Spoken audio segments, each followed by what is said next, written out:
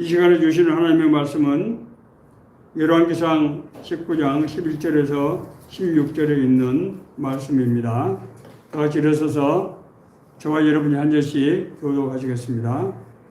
여호와께서 이르시되 너는 나가서 여호와 앞에서 산에 서라 하시더니 여호와께서 지나가시는데 여호와 앞에 크고 강한 바람이 산을 가르고 바위를 부수나 바람 가운데 여호와께서 계시지 아니하며 바람 위에 지지 있으나 지진 가운데서도 여호와께서 계시지 아니하며 또 지진 위에 불이 있으나 불 가운데도 여호와께서 계시지 아니하니 불 위에 생명의 소리가 들리니라. 엘리야가 듣고 겉옷으로 얼굴을 가리고 나가 굴 위에 서매 소리가 그에게 임하여 이르시되 엘리야야 내가 어찌하여 여기 있느냐. 그가 대답하되 내가 만군의 하나님 여호와께서 주를 구별하오니 이는 이스라엘 자손이 주의 언약을 버리고 주의 제단을 하며 칼로 주의 선지자들을 죽였으며 오직 나만 남았거늘 그들이 내 생명을 찾아 빼앗으려 하나이다. 여호와께서 그에게 이르시되 너는 내 길을 돌이켜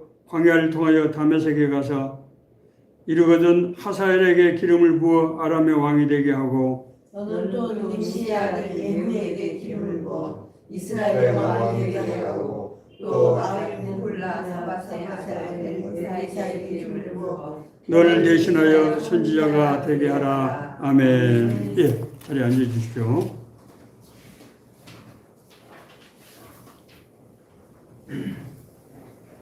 오늘 말씀은 이스라엘의 대표적인 선지자라고 할 수 있는 엘리야가 이제 하나님의 큰 은혜를 체험하고 난 후에 영적인 그런 침체를 겪게 되고 그래서 하나님께서 다시 그를 일으켜 세워서 하나님의 뜻 가운데 사용하시는 그런 내용이 되겠습니다. 하나님께서 성도들에게 베푸시는 은혜의 수단을 크게 보면은 두 가지라고 저는 그렇게 설명할 수 있겠습니다. 첫째는 기사와 표적을 통한 은혜입니다. 하나님께서 우리를 우리가 구원받은 것 자체가 정말 가장 큰 기사와 표적이죠. 그 외에도 병 고침이라든지 하나님의 음성을 듣는다든지 하나님의 어떤 인도하심을 받는다든지 하는 그런 기사와 표적들을 우리가 많이 체험하게 됩니다. 두 번째는 우리를 하나님의 뜻과 계획 가운데로 하나님께서 인도하시는 거예요. 하나님 실제로 그렇게 나눌 수가 있다고 봅니다. 많은 성도들이 하나님의 기사와 표적을 갈급해하죠. 그렇지 않습니까? 저도 그런 시절이 있었어요. 한참 직장생활 운동을 하던 때인데 나 그런 일을 어떻게 했는지 모르겠어요. 할 때마다 겁이 나는 거예요. 한 번은 고위공무원들을 기독교 고위공무원들을 전국적으로 다 모아서 이렇게 천안에 있는 정보통신연수원에서 2박 3일 동안 선교대회를 하는데 생각해 보세요. 그 고위공무원들이 휴가를 받아서 어떻게 그렇게 몇 명이나 오겠습니까? 장소를 큰 장소를 빌리는데 너무 겁이 나는 거예요. 어쨌든 하나님께서 은혜를 베풀어 주십시오. 그런 아주 절규 같은 기도가 안 나올 수가 없더라고요. 그런데 진짜 많은 사람들이 왔어요. 부부동반으로 자녀까지 데리고 와서 2박 3일 동안 얼마나 은혜를 받았는지 몰라요. 한번 그렇게 은혜를 받고 지내니까 사람들이 너무 친해진 거 있죠. 그런데 그런 기사와 표적을 체험했지만은 하나님 나라 일 하는데 쓰임받지 못하는 사람들이 의외로 많더라는 거예요. 자, 그래서 그렇게 하나님의 은혜를, 큰 은혜를 체험했는데 왜 그 다음에 삶이 복음적으로, 선교적으로 달라지지 않은 걸까? 제가 DTS 훈련도 얘기했잖아요. 진짜 한 주 동안 하나님께서 우리를 진짜 주관하시고 인도하시는 거 우리가 생생하게 봤잖아요. 손에 잡힐 정도로 진짜. 그런데도 그런 은혜를 사모하는데 제가 볼 때 삶이 그렇게 선교적으로 별로 달라진 것 같지 않더란 말입니다. 왜 이런 현상이 일어나는가?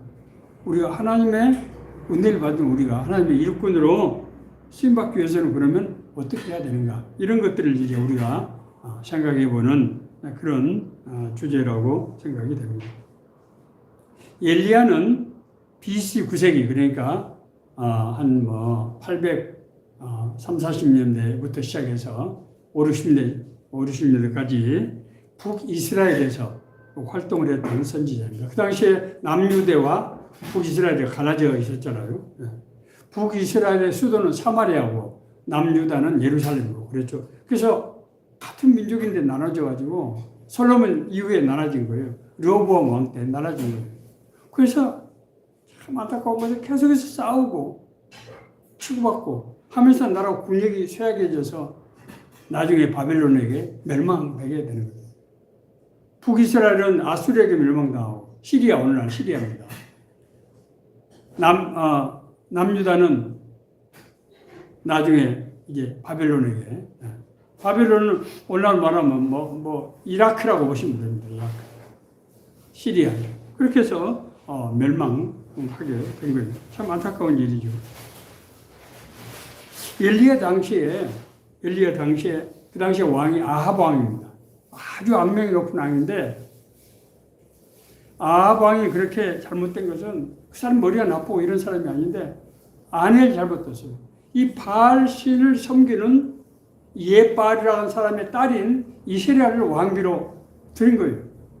생각해 보세요. 그 페니키아 쪽에 있는 사람인데 그런 왕비를 들었으니 그 나라가 그렇지 않아도 우상 숭배 때문에 다 문제가 되는데 어떻게 되겠어요? 그래서 그 이세벨 왕비가 들어오면서 이 이스라엘에서 이 하나님을 섬기는 여호와 선지자들 핍박이 엄청나게 일어나요. 그래서 선지자들 다 잡아서 죽이는 겁니다.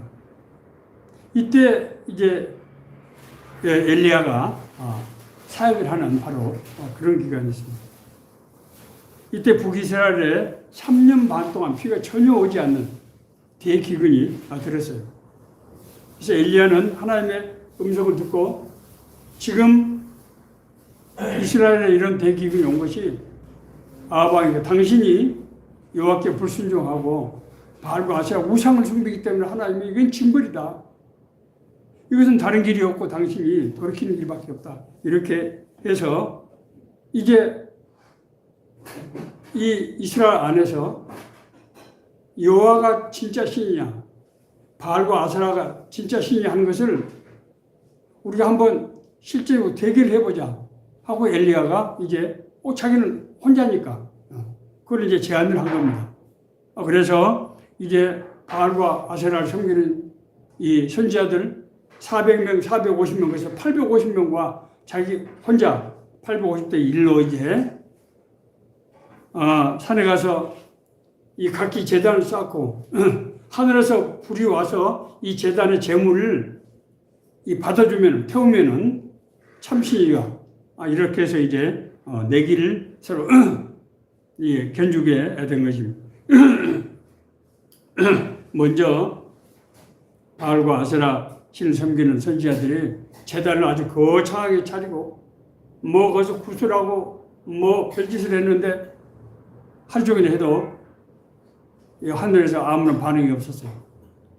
그 다음에 이제 엘리야가 그다 제단을 쌓고 그 제단에다가 재물 넣고 물 부어서 완전히 불이 내려오지 않으면 이 재물이 타지 않을 그런 말을 해서 만들었는데 하늘에서 불이 내려와서 그 재물을 완전히 태웠을 뿐만 아니라 그 모든 불이 찬 곳을 완전히 다 말려버리는 그런 역사가 나타났습니다. 이런 일이 있고 나서 이제 아합 왕과 이세벨 그리고 이 엘리야 사이에 아주 엄청난 갈등이 왜냐면은 이 아합 왕이 자기 자신이 두 사람은 자기는 이 이스라엘 사람인데 이스라엘 여호와 하나님을 섬기지 않고 거짓 신인 바알과 아세라를 섬기는 것이 되어버렸고 그래서 자기 입지가 굉장히 어려지고 특히 이 이세벨은 자기 자신이 이제 아주 궁지에 몰리는 상황이 됐습니다. 그래서 이 갈멜사 사건이 있고 난 다음에 이세벨이 엘리야를 죽이겠다고 공공히 선포를 하고 엘리야가 있는 소재를 알려준 사람에게 큰 상금을 주겠다. 그렇게 해서 선포를 해놓은 상태에서 엘리야는 어디로 지금 나갈 수도 없고 이런 아주 어려운 처지가 되고 그렇습니다. 이때 엘리야에게 죽음의 공포가 엄습했습니다. 엘리야는 광야로 이제 들어가서 로뎀 나무 아래서 여호와 하나님께 간구했어요. 여호와여 넉넉하오니 지금 내 생명을 거두소서. 나는 내 조상보다 낫지 못하나이다. 하나님, 나는 지금까지 하나님 나라를 위해서 지금까지 이제 충분히 일해 왔습니다. 나는 더 이상 할 수 있는 힘도 없고 아무도 나를 도와준 사람이 없고 나는 더 이상 할 수가 없습니다. 지금 이 시점에서 내 생명을 거두어 주십시오. 라고 기도를 합니다. 그때 하나님의 천사가 숯불에다가 고기를 또 구운 떡을 구워서 엘리야에게 먹게 하고 또 그리 시내가에서 물을 주어서 먹고 마시게 했습니다. 이후에 엘리야는 천사의 인도를 받아서 40일 동안 주야로 걸어서 이제 하나님의 산 호렙으로 가게 되었습니다. 하나님의 산 호렙은 호렙산은 어떤 곳입니까? 이스라엘 출애굽에서 3개월 된 시점에서 모세가 거기서 하나님께 이 율법을 10계명을 받고 그리고 제사 제도에 대한 규례를 받은 것 아닙니까? 엘리야는 호렙산의 굴에 들어가서 여호와 하나님께 호소했어요.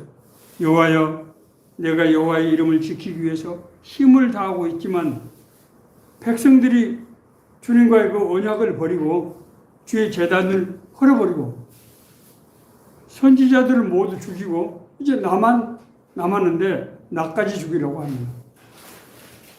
나는 어떻게 해야 됩니까? 차라리 내 생명을 주님께서 거둬주십시오 하는 그런 기도를 한 거예요. 그때 여호와께서 말씀하셨습니다. 너는 나와서 내 앞에 서라. 그리고 나자 여호와 하나님께서 자기 앞을 지나가는 그리고 이제 무서운 강풍이 불더니 그 강풍이 산을 막 쪼개고 바위를 부수는 그런 엄청난 강풍이 불었어요. 그러나 요한은 그 안에 가운데 계시지 않았다. 그렇게 성경은 기록하고 있습니다. 바람이 그친 후에 또 지진이 일어났는데 여호와께 그 지진도 안에서 계시지 않았고 지진 후에 아주 맹렬한 불이 떨어졌는데 그 불 속에도 요한은 계시지 않았다. 그렇게 성경은 기록하고 있습니다. 그런데 그 불이 있은 후 거기서 세미한 음색이 들려왔습니다. 이에 놀란 엘리야가 겉옷을 두르고 겉옷을 얼굴로 가르고 겉옷을 얼굴로 가르고 만약에 하나님을 보면은 자기가 죽게 되니까 두르고 이제 굴 어귀에 섰을 때 여호와의 음성이 그에게 들려왔습니다. 너는 다시 광야를 통해서 다메섹에 가서 다시 왔던 광야를 돌아가서 다메섹에 가서 하사엘에게 기름을 부어 아람 왕, 오늘날 말하면 시리아입니다. 아람 왕이 되게 하고 하사엘을 왕으로 세우라는 거죠. 또 님시의 아들 예후에게 기름을 부어서 이스라엘 왕이 되게 하고 또 아벨무홀라 사밧의 아들 엘리사에게 기름을 부어서 널 대신해서 선지자가 되게 하라. 그러니까 지금 이스라엘을 둘러싸고 있는 아람 그리고 또 이스라엘 왕을 새로 세우라는 거예요. 그리고 네 역할을 앞으로 대신할 선지자 엘리사를 세우라 이렇게 말씀하셨습니다. 그러면서 하나님께서 엘리야에게 말씀하시기를 너는 네 혼자만 남아있다 혼자 그렇지 않다. 내가 이스라엘 가운데 바알에게 무릎 꿇지 않는 7,000명의 사람들을 남겨두었다. 걱정하지 마라. 너는 혼자가 아니다. 내가 너와 함께한다. 하고 그렇게 이제 엘리야를 위로하고 안심시켰다고 하는 것입니다.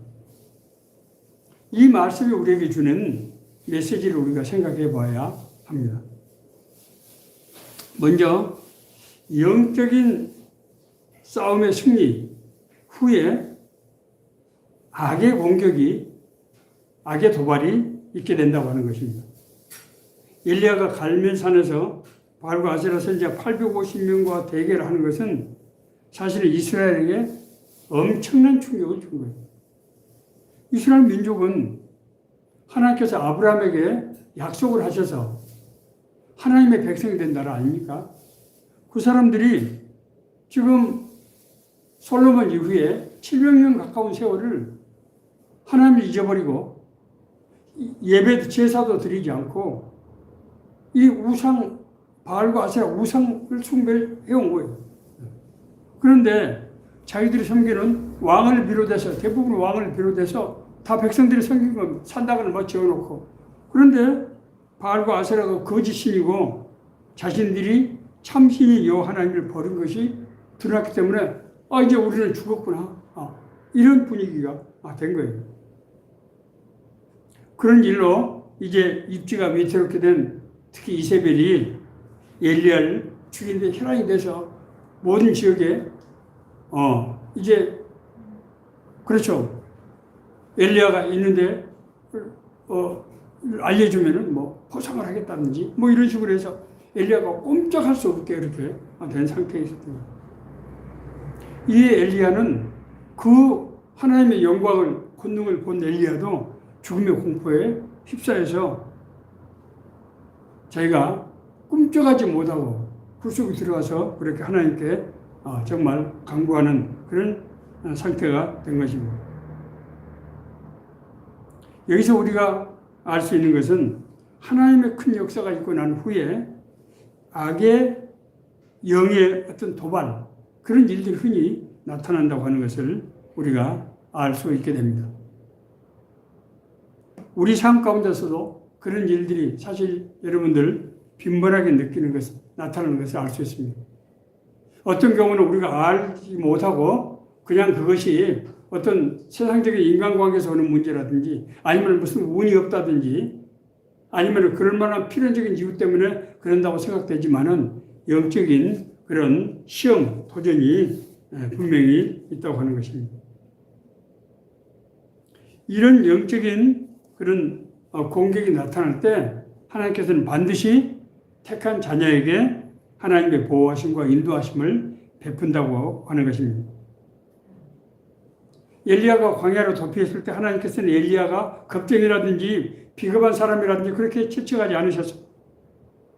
하나님께서는 그를, 위축된 그를 만져주셨어요. 하나님께서 만져주셨어요. 그리고 이제 그에게 정말 숯불에 구운 떡과 물을 주고 샘을 얻게 하신 것입니다. 그리고 나서 엘리야를 하나님의 산 호렙으로 인도하신 거예요.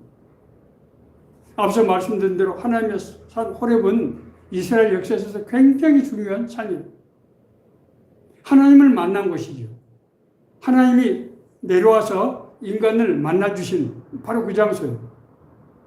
우리가 오늘날 신약적으로 말하면은 우리가 구원을 받은 그 사건을 말하는 것입니다. 하나님께서 우리를 찾아와서 우리를 만나주신 거예요. 그것이 구원이에요. 거기서 이제 엘리야는 하나님의 음성을 듣고 하나님의 인도하심을 받게 된 것입니다. 우리가 어떤 은혜를 받고 난 다음에 영적인 침체, 그런 과정을 겪게 됩니다. 잔네기용에 의하면은, 잔네기용의 그 책에 의하면은 그분은 16세기에 정말 아주 영성이 아주 가정 주부였습니다만은 아주 큰 은혜를 받았던 사람이고 그 잔네기용을 통해서 새로운 어떤 영적인 혁명이 일어날 정도 그런 인물입니다만은 그분이 쓴 책에 보면은 사람이 영적인 침체 현상을 성장의 신앙의 성장 성숙해 가면서 지속적으로 나타나는 것으로 되어 있는데 어떤 한 책에 보면은 자기는 7단계를 거쳤다고 그렇게 되어 있습니다.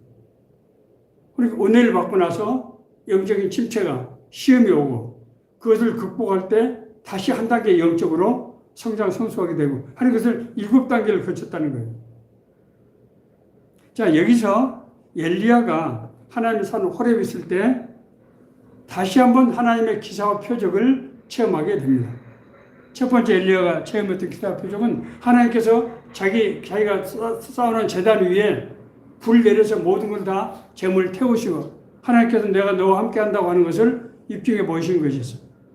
이번에도 하나님께서 상상할 수 없는 기사와 표적을 엘리야에게 보내셨습니다.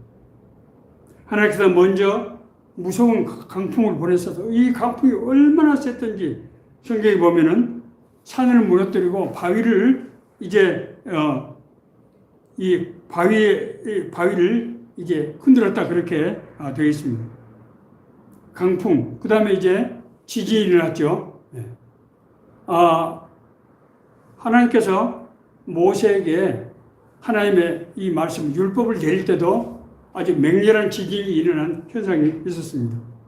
하나님의 임재 때 나타나는 그런 이제 현상입니다. 그리고 맹렬히 타시는 불, 하나님은 불꽃으로 임하시는 역사를 우리가 보게 되죠. 모세가 이제 하나님 산 호렙에서 하나님의 음성을 들을 때 어떻게 했습니까? 떨기나무 숲에서 꺼지지 않은 불, 나무에게 이 불이 붙었는데 그 불이 꺼지지가 않는 거예요. 그래서 이상하다. 어떻게 저런 불이 꺼지지 않나 하고 갔더니 그래서 하나님의 음성이 들려왔죠. 오순절 성령 강림 때 예루살렘 마가의 다락방에서 기도하던 이 120명의 문도에게 어떤 일이 났습니까? 성령의 불이 각자에게 임하셔 나타납니다. 그래서 이 불은 뭘 상징합니까? 하나님의 임재를 상징하고 있는 것입니다. 자, 그런데 그래서 이 기사와 표적은 우리에게 어떤 의미가 있다고요? 하나님의 임재를 나타내고 있는 것이죠. 우리가 구원받을 때, 우리가 질병을 치유받을 때, 우리가 하나님의 음성을 들을 때 이런 것들이 하나님이 우리에게 지금 임재하시는 거예요. 하나님의 영광이 나타난 것입니다. 자, 왜? 그런데 그 가운데서 하나님의 음성은 없었어요. 그러면은 우리가 생각할 때 이 학자들이 아주 이 부분에 대해서 명확한 답을 내놓지 못하고 있습니다. 저는 그러나 성경의 앞뒤를 읽어볼 때 너무나 명백하다고 생각해요. 엘리야가 워낙 영적인 침체, 큰 침체에 빠져 죽기를 소원할 정도로 그런 상태였기 때문에 하나님께서 내가 너와 함께한다. 내가 널 지키고 보호하고 있다고 하는 것을 하나님께서 보여주신 거예요.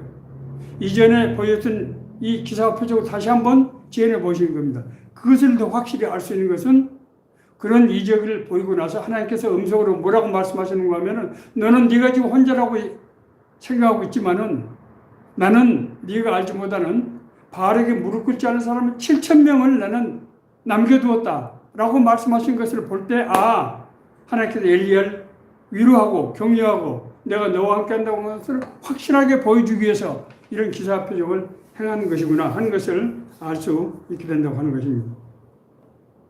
자, 그 다음에 나타난 것이 뭔가 하면 하나님의 세미한 음성이었어요. 자, 여기서 우리가 하나님의 세미한 음성에 대해서 우리가 한번 자세히 알아볼 필요가 있습니다. 여러분도 아마 제가 하나님의 세미한 음성이라고 하면 그래? 내가 옛날에 받았던 은혜가 바로 그건가? 하는 생각을 아마 하실 수 있을 거예요. 제가 자세히 설명을 드릴게요. 하나님의 음성을 들은다고 하는 것은 하나님이 우리를 인도하신다는 거예요. 사람 중에 제가 뭐 그런 설교 때 말씀드렸죠. 내 친구 송종민은 어렸을 때부터 초등학교 4학년 때부터 자기 어머니하고 새벽 기도를 나갔는데 하나님과 늘 대화를 했다. 자, 제가 그런 얘기를 한 적이 있습니다. 저는 1990년 1월 19일 날 하나님의 음성을 들었다. 성경에는 하나님의 음성을 들은 얘기가 빈번하게 나타나고 있어요. 흔한 아주 뭐 드문 일이 아닙니다. 하나님의 음성을 듣는다는 것은 뭐라고요? 하나님은 우리를 인도하시는 거예요. 하나님이 인도하시는 겁니다. 하나님은 천지 만물의 주인이시잖아요. 그래서 하나님이 자기 뜻대로 자기가 독자적으로 하나님 나라 역사를 할 수 있어요.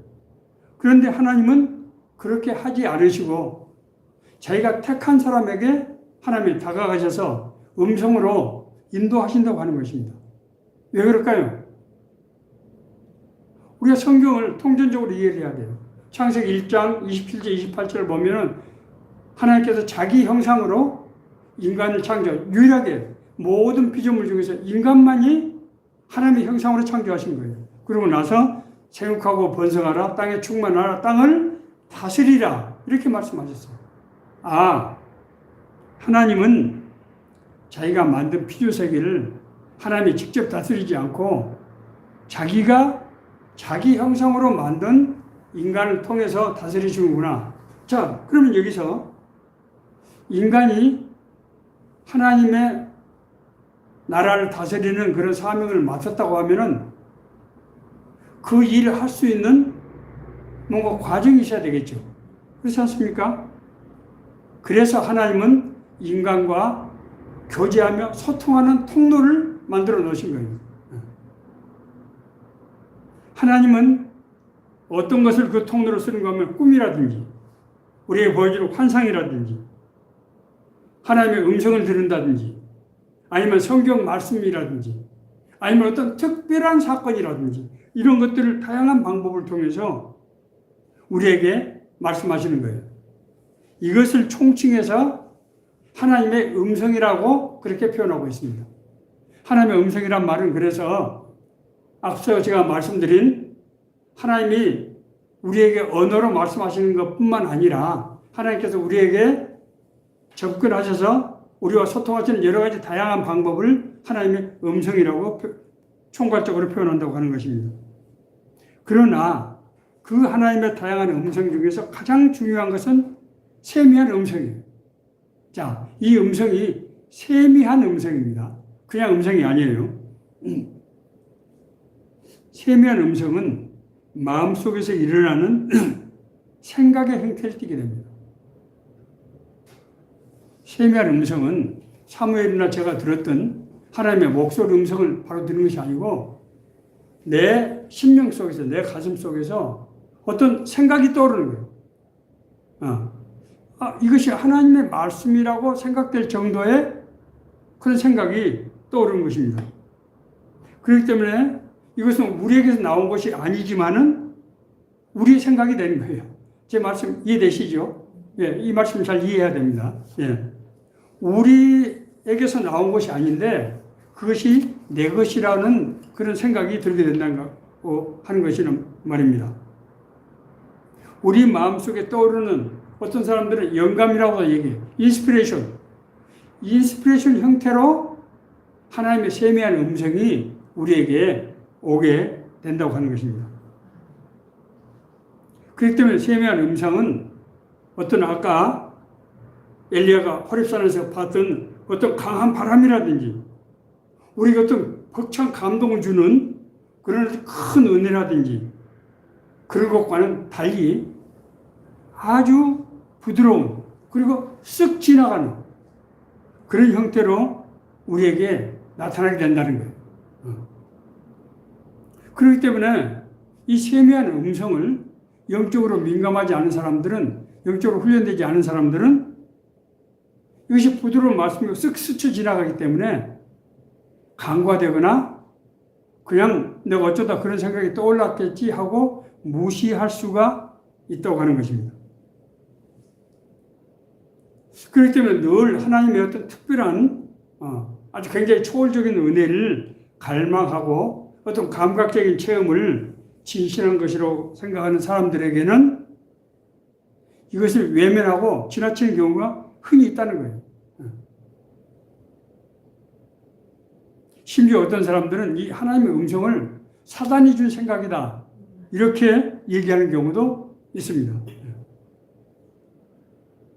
그렇기 때문에 이런 하나님의 음성을 듣는 사람은 초기에는 이게 하나님의 음성인지 잘 모를 수가 있다는 거예요.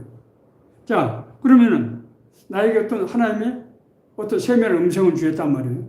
제가 사실은 개인적으로 지금 제 고향에 있는 교회 관련해서 조금 같이 상의해야 되는 그런 진행되고 있는 일들이 있습니다. 제가 처음에 굉장히 답답해서 이걸 내가 어떻게 해야 될 것인가. 그럴 때 저에게 성경 말씀이 딱 떠올랐어요. 이렇게. 새벽에 가서 기도를 하는데 그런 생각을 하고 내가 기도를 해야 되겠다, 하나님께 물어봐야 되겠다고 하는데 성경 말씀이 딱 떠오르는 거예요. 세미한 음성을 들은 사람들은 초기에는 이것이 하나님의 뜻인지 아닌지, 하나님의 뜻이라고 하더라도 구체적인 의미가 뭔지를 모르는 경우가 허다하다는 거예요. 그러면 우리가 어떻게 해야 될까요? 그렇죠. 하나님께 물어봐야 돼요. 저는 내가 이 문제를 어떻게 판단할지를 내가 자신이 없어서, 왜냐하면은 사람 사이와 어떤 일어난 일이라고 하면은 내가 그냥 결정을 하겠는데 이것은 하나님의 교회와 관련된 일이에요. 그렇기 때문에 내 생각으로, 내 판단으로 하는 것이 그렇게 해서는 안 된다는 생각이 들었어요. 그래서 내가 하나님께 물어보려고 하는 거예요. 그런데 그런 생각이 나에게 스치고 지나갔단 말이에요. 갑자기 그 말씀이 스치고 지나갔어요. 그래서 하나님께 물어봤어요. 하나님, 이거 어떻게 해야 되는 겁니까? 그런데 그런 말씀을 들을 때 내 마음에 확신, 이것은 하나님께서 나에게 주시는 메시지다라는 생각이 들더라고 하는 것입니다. 자, 제가 방금 말씀드린 우리 하나님의 음성이 우리 마음속에서 어떤 스쳐 지나가는 생각, 그리고 어떤 음성 같은, 희미한 음성 같은 그런 것일 때 그것을 붙잡고 그냥 지나치지 말고 하나님께 물어보고 또 기도를 하고 그런 과정. 그것이 꼭 기도를 한두 번 하는 게 아니에요.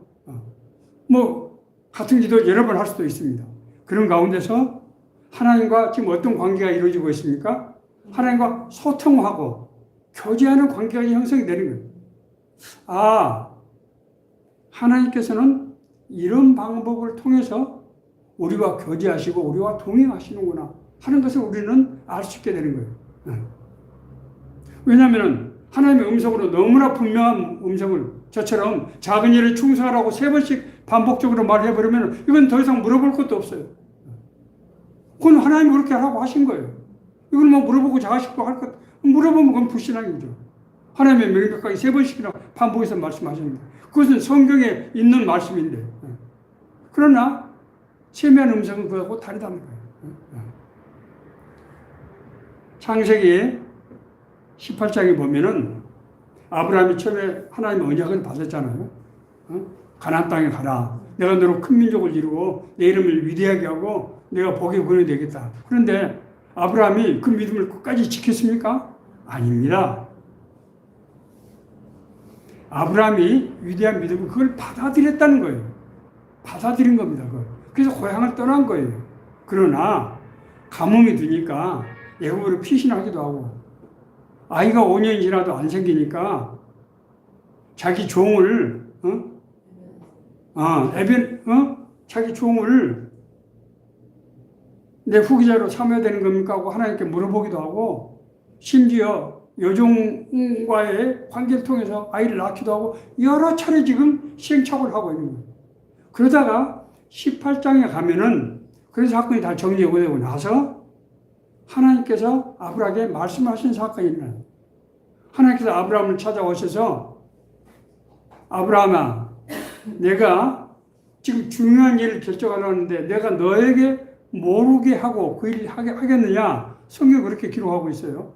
그러면서 소돔성을 멸망시킬 계획을 아브라함에게 알려주십니다. 소돔성은 지금 아브라함에게 어떤 성입니까? 자기 조카 롯이 지금 살고 있는 성이에요.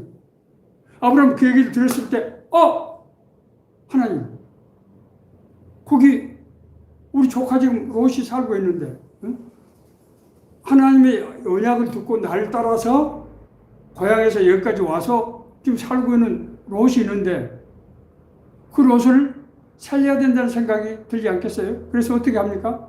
하나님 50명의 의인이 있으면 45명 있으면 40명, 35명, 30명, 20명, 10명 마치 하나님과 무슨 흥정을 하듯이 이게 지금 뭘 의미하는 거예요? 하나님과 대화하고 소통하고 하나님의 일을 지금 같이 동행하는 그런 과정입니다. 우리의 진짜 신앙은 하나님께서 손에 쥐어준 것, 하나님께서 그렇게 확실하게 하려고 하는 그런 것이 아니고 하나님의 말씀을 우리가 주시고 성경 말씀으로 약속을 주시고 그 하나님의 약속의 말씀에 따라서 우리가 믿음으로 그걸 행하고 하는 과정에서 하나님과 끊임없는 기도를 통해서 하나님의 음성을 듣고 인도하심을 받고 하나님과 상의하고 그렇게 해서 하나님께서 우리에게 거기서 능력을 주고 이 과정을 통해서 우리의 신앙의 성장과 성숙이 이루어지고 그런 과정을 통해서 하나님의 나라가 뜻이 이루어진다는 거예요. 그렇기 때문에 이런 과정을 거친 사람에게 있어서 우리 심령 속에 하나님의 생각과 내 생각이 점점 가까워지는 것이요. 제가 집합이론으로 설명을 했죠. 우리가 각 집합에 있다가 점점 하나님을 믿게 되면 부분 집합이 되는 거예요. 나중에 합집합이 되는 겁니다.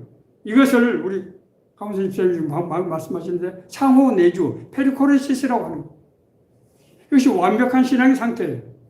이때는 하나님의 마음이 내 마음이 되고 하나님의 믿음이 내 믿음이 되고 하나님의 행동이 내 행동이 되는 것입니다.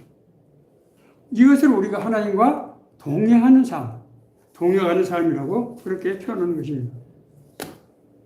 엘리야는 하나님의 큰 은혜를 받아서 정말 1대 850으로 그 우상 숭배들을 다 멸하는 일을 했지만은 그것은 누가 한 거예요? 하나님이 하신 거예요. 엘리야가 한 게 아니에요. 하나님께서 어떤 우리에게 권능을 주셔서 일을 할 때 그것은 하나님이 하시는 것이지 우리가 하는 것이 아니에요. 이것을 자기 생각으로 내가 했다고 생각할 때 마태복음 7장에 있는 주여 주여 하면서 우리가 주의 이름으로 권능을 행하고 귀신을 쫓아내지 않았습니까? 그때 예수님께서 뭐라고 말씀하십니까? 나는 도무지 너를 알지 못한다.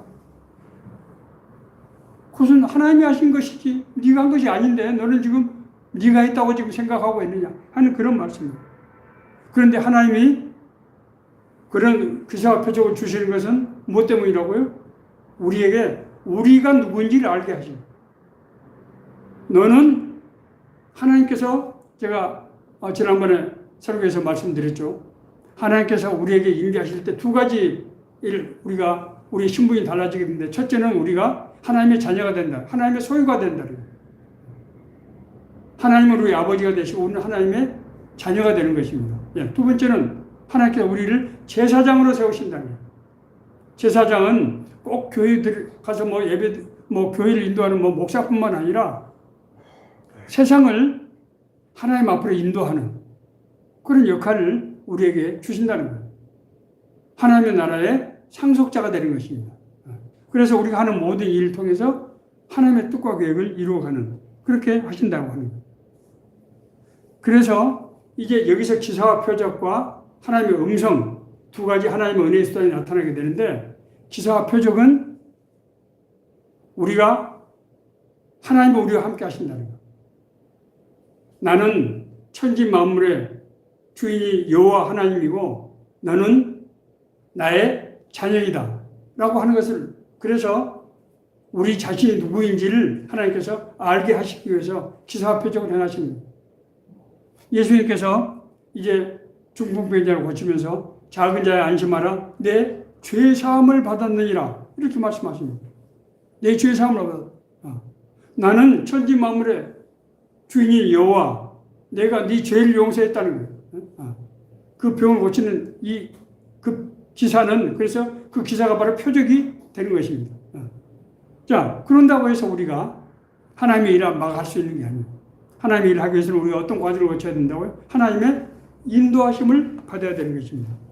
자, 하나님께서는 엘리야에게 세 가지 사명을 맡기셨어요.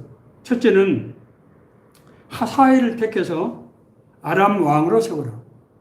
아람은 시리아죠, 오늘날. 이스라엘을 끊임없이 괴롭히는 민족이에요. 그런데 그 나라의 왕을 엘리야가 세우게 하라는 것입니다. 하나님의 선지자는 하나님을 대신해서 사람을 기름을 부고 세우는 역할을 하는 것이죠. 자, 두 번째로 예후를 이스라엘 왕으로 세워서 아합과 이세벨을 벌하라고 하십니다.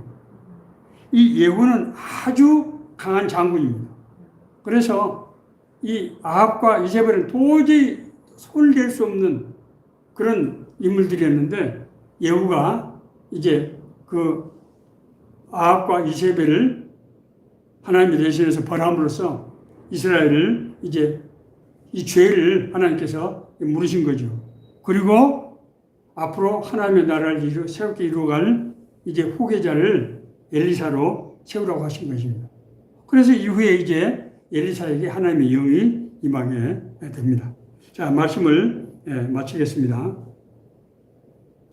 하나님께서 성도들에게 베푸신 은혜는 크게 이 은혜 수단은 두 가지라고 제가 말씀드렸습니다. 첫째는 기사와 표적을 통해서 우리가 누구인지, 우리가 하나님의 자녀라고 하는 것, 하나님은 우리와 함께 하시고 우리 아버지가 되신다고 하는 것, 하나님이 내 삶의 주관자가 되시고 인도자가 되신다고 하는 것을 기사와 표적을 통해서 보여주시는 거예요. 예. 자, 두 번째는 하나님께서 우리를 하나님의 나라 일꾼으로 쓰임받기 위해서, 하나님의 택한 사람으로서 쓰임받기 위해서 인도하시는데 그 인도를 어떻게 하신다고요? 세미한 음성을 통해서 하신다는 거예요. 물론 하나님은 여러 가지 방법을 우리에게 확실하게 할 수도 있어요. 그러나 확실하게 하지 않고 우리에게 세밀한 음성을 주셔서 하나님에게 물어보게 하시고 하나님과 대화하게 하시고 하나님과 그런 소통, 동행을 통해서 우리가 혼자 멋대로 하나님의 나라를 이루는 것이 아니고 하나님과 동행하면서 동행하는 과정을, 그렇게 하는 과정을 통해서 하나님의 나라를 이루신다. 이것이 하나님께서 택하신 가장 중요한 방법이라는 거예요. 여기는 하나님은 우리에게 전적으로 이 모든 여건을 마련해 주시지만은 그러나 인간의 의지로, 믿음으로 하나님을 받아들이고 하나님의 뜻에 순종하는 그런 과정을 통해서 제안하시는 하나님, 우리가 믿음으로 그를 영접한 인간, 이 둘이 만날 때 하나님의 역사가 일어나는 거예요. 하나님께서 아브라함에게 제안하시고 네가 본토 친척 아비의 집을 떠나서 내가 너에게 지시할 땅으로 가면은 내가 너로 큰 민족을 이루고 이름을 위대하게 하며 네가 복의 근원이 되게 하겠다. 하나님의 제안과 인간의 믿음이 겹치는 데서 하나님의 역사가 일어나는데 하나님은 그런 수단으로 우리에게 세밀한 음성을 쓰신다고 합니다. 자, 그러므로 우리가 기도할 때 어떤 생각이 떠오를 때 성경 말씀을 떠오를 때 그것을 우리가 하나님께 물어보고 이것이 하나님의 뜻인가를 우리가 분별해야 되는데 델라스 윌러드 목사님에 의하면은 그 하나님의 세미한 음성을 듣고 이것을 확인할 수 있는 방법을 세 가지로 말씀하고 있어요. 첫째는 나에게 떠오른 생각, 이 생각이 성경 말씀하고 일치하는 것인가. 네. 성경 말씀의 방향과 일치해야 돼요. 성경 말씀과 방향이 전혀 다르면 안 된다는 거예요. 자, 두 번째, 내가 처해 있는 환경과 조화가 돼야 돼요. 제가 그런 우스개 비슷하게 제가 그런 얘기 했지 않습니까? 제가 젊을 때 하나님의 은혜를 한참 많이 받을 때인데 하나님이 나보고 아프리카 선교사로 갈까봐 두려워서 기도가 깊어지면 일어나 버렸다고 제가 그런 얘기 하지 않았어요. 네. 내 환경하고 맞아야 된단 말입니다. 나는 그 당시에 국가에서 굉장히 중요한 일을 맡고 있었고 그래서 도저히 몸을 뺄 수 없는 상황이었는데 이렇게 하면 어떡하나 그런 불안한 마음이 사실은 들었던 거예요. 자, 세 번째는 하나님이 우리에게 그런 생각을 주실 때는 마음에 말할 수 없는 강한 이끌림을 주신다. 그것이 거부감이라든지 두려움이 아니고 기쁨으로 우리가 소망으로 하나님은 우리를 억지로 시키지 않고 우리가 기쁨으로 우리가 자발적으로 하나님께 이제 순종하는 그런 방법을 쓰신다고 하는 것입니다. 오늘날 정말 세상이 죄악으로 관영하고 이런 세상에서 우리가 무엇을 바라보고 어떻게 살아야 될 것인가 하는 것이 굉장히 중요한 시점입니다.